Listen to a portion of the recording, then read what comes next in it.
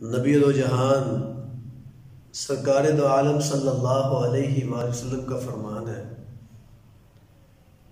کہ لا یؤمن احدکم حتی یکون ہواہ تبعا لما جئت منہ، کہ انسان اس وقت تک مومن نہیں ہو سکتا جب تک کہ اپنی خواہشات کو میری لائی ہوئی شریعت کے تابع نہ کر دے۔ آج ہمارے معاشرے میں ایک بڑا مشہور اور معروف قول جو بولا جاتا ہے کہ لوگ کیا کہیں گے، یہ لوگوں کا ڈر، لوگوں کا خوف، لوگوں کا دبدبا جو ہمارے دل و دماغ میں بیٹھا ہوا ہے کہ لوگ کیا کہیں گے، معاشرہ کیا کہے گا، کنبہ قبیلہ کیا کہے گا۔ ہم نے ان لوگوں میں رہنا جی، جس رب نے پیدا کیا اس کا خوف اپنے دل میں داخل کرے۔ جس رب نے تجھے اپنی بندگی کے لیے پیدا کیا ہے اس رب کا خوف اپنے دل و دماغ میں بٹھانے کی بجائے تو لوگوں کا خوف اپنے دل و دماغ میں بٹھائے بیٹھا ہے۔ نبی پاک صلی اللہ علیہ وسلم کا فرمان ہے لا یؤمن احدکم حتی یکون ہواہ تبعا لما جئت منہ، تو اس وقت انسان مومن نہیں ہو سکتا جب تک کہ وہ اپنی خواہشات کو میری لائی ہوئی شریعت کے تابع نہ کر دے۔ لوگ کیا کہیں گے، معاشرہ کیا کہے گا، کنبہ قبیلہ کیا کہے گا، برادری کیا کہے گی۔ زبان سے بڑے دعوے ہیں، زبان سے بڑے دعوے کرتا ہے انسان، میں نبی سے بڑی محبت کرنے والا ہوں جی، میں اللہ کے ساتھ بڑا پیار رکھتا ہوں، لیکن عملی طور پر انسان زیرو ہے جی، عملی طور پر انسان زیرو۔ کیوں؟ معاشرہ کیا کہے گا، کنبہ قبیلہ کیا کہے گا۔ ذرا تاریخ کی کتابوں کا مطالعہ کریں، سیرت کی کتابوں کا مطالعہ کریں۔ نبی پاک صلی اللہ علیہ وسلم کے سگے چچا ابو طالب نبی پاک صلی اللہ علیہ وسلم سے بڑی محبت، بڑا الفت، بڑے پیار رکھنے والے، لیکن نبی پاک صلی اللہ علیہ وسلم نے کہا تھا میرے چچا کلمہ پڑھ لے، کل قیامت کے دن اللہ رب العزت سے میں کہوں گا اللہ جنت عطا کر دے، لیکن چچا نے کیا کہا کہ لوگ کیا کہیں گے کہ ابو طالب جاتے جاتے اپنے باپ دادا کے دین کو چھوڑ گیا۔ لوگ کیا کہیں گے، معاشرہ کیا کہے گا، کنبہ قبیلہ کیا کہے گا، ہماری ناک نہیں رہے گی برادری میں۔ برادری کو خوش کرتے کرتے رب کو ناراض کر بیٹھتے ہیں، برادری کو خوش کرتے کرتے رب کے پیارے حبیب علیہ السلام کی شریعت کو رون ڈالتے ہیں۔ رب کو کیا کہیں گے، یہ کبھی ہم نے سوچا ہے؟ کل قیامت کا دن ہوگا، رب کے ہاں پیش ہوں گے، رب کو کیا کہیں گے، کبھی سوچا ہے؟ بالکل اس طرف ہماری توجہ نہیں آتی، بالکل دھیان نہیں ہے ہمارا۔ نبی پاک صلی اللہ علیہ وسلم کا فرمان ہے لا یؤمن احدکم حتی یکون ہواہ تبعا لما جئت بہ، کہ تم میں سے کوئی بھی شخص اس وقت تک کامل مکمل ایمان والا نہیں ہو سکتا جب تک کہ اپنی خواہشوں کو میری لائی ہوئی شریعت کے تابع نہ کر دے۔ اب لوگ کہتے ہیں جی ہم رب کے اوپر ایمان لائے، ہمیں چاہیے کہ اس کے اوپر ڈٹ بھی جائیں۔ قل آمنت باللہ ثم استقم، وفی روایت قل ربی اللہ ثم استقم۔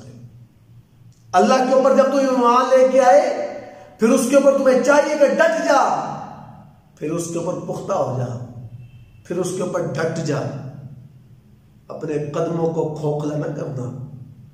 ہم لوگ کیا کرتے ہیں، رشتہ داروں کو خوش کرنے کے لیے، اپنے بہن بھائیوں کو خوش کرنے کے لیے، برادری کو خوش کرنے کے لیے، برادری میں اپنا نام پیدا کرنے کے لیے ہم کون کون سی رسمیں کرتے ہیں۔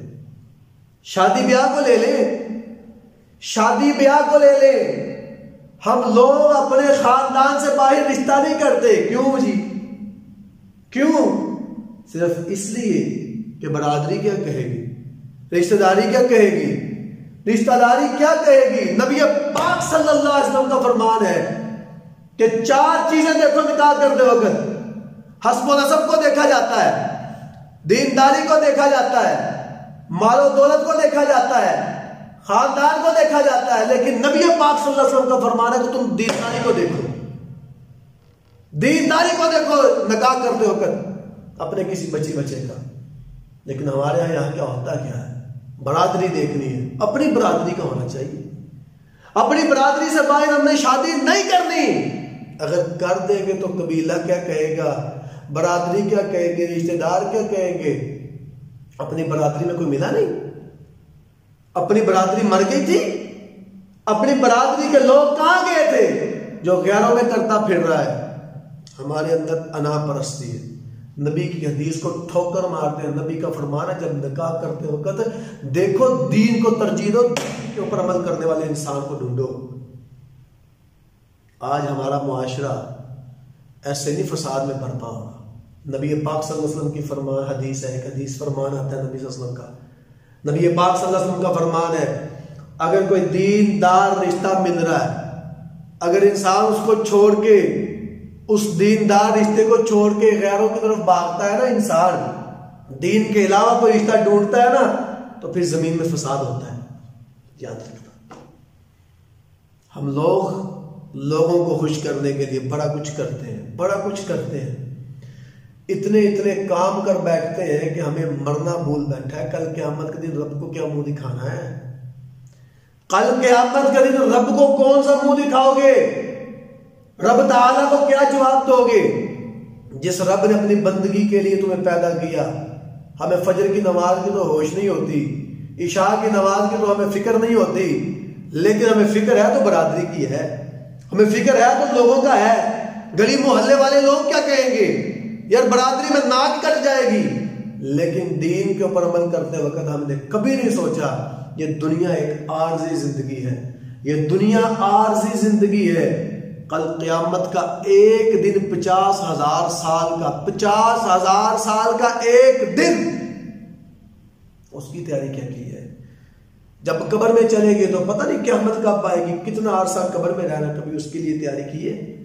یا آپ کا کنبہ قبیلہ، آپ کی برادری، آپ کے بہن بھائی یا آپ کے ساتھ قبر میں نہیں جائیں گے جن کو خوش کرنے کے لیے دنیا کی ایک تھوڑی سی زندگی میں ان کو خوش کرنے کے لیے رب کو ناراض کر بیٹھتے ہو؟ بھائیو، اللہ رب العزت کو راضی کرو، لوگوں کا خوف، لوگوں کا ڈر اپنے دل و دماغ سے ختم کرو۔ یہ ایک بت ہے، یہ بت ہے۔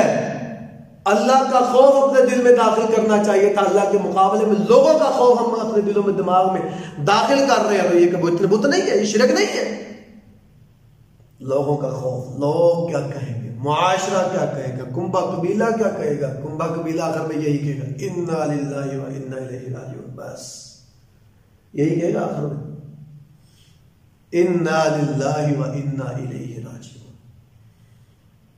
بھائیو، اللہ کی طرف آؤ، اللہ کو ہم نے کل قیامت کے دن جواب دینا ہے۔ ایسے لوگ تلاش کرو جو اللہ والے ہیں۔ نبی صلی اللہ علیہ وسلم پہ اترنے والا قرآن کہتا ہے وَاصْبِرْ نَفْسَكَ مَعَ الَّذِينَ يَدْعُونَ رَبَّهُمْ بِالْغَدَاةِ وَالْعَشِيِّ يُرِيدُونَ وَجْهَهُ وَلَا تَعْدُ عَيْنَاكَ عَنْهُمْ تُرِيدُ زِينَةَ الْحَيَاةِ الدُّنْيَا وَلَا تُطِعْ مَنْ أَغْفَلْنَا قَلْبَهُ عَنْ ذِكْرِنَا وَاتَّبَعَ هَوَاهُ وَكَانَ أَمْرُهُ فُرُطًا۔ اپنے آپ کو ان لوگوں کے ساتھ روک کے رکھ جو صبح و شام اللہ کا ذکر کرتے ہیں، کس لیے کہ اللہ کی خوشنودی حاصل ہو جائے، اللہ کی رضا حاصل ہو جائے، اللہ رب العزت ہم سے راضی ہو جائے۔ اس لیے تو بھی ان لوگوں کا ساتھ رکھ، اپنے آپ کو ان لوگوں کے ساتھ شامل کر لے جو صبح و شام اللہ کا ذکر کرتے ہیں۔ ایسے لوگوں کو اپناؤ، اللہ رب العزت تمہاری دنیا بھی بہتر کرے گا، آخرت بھی۔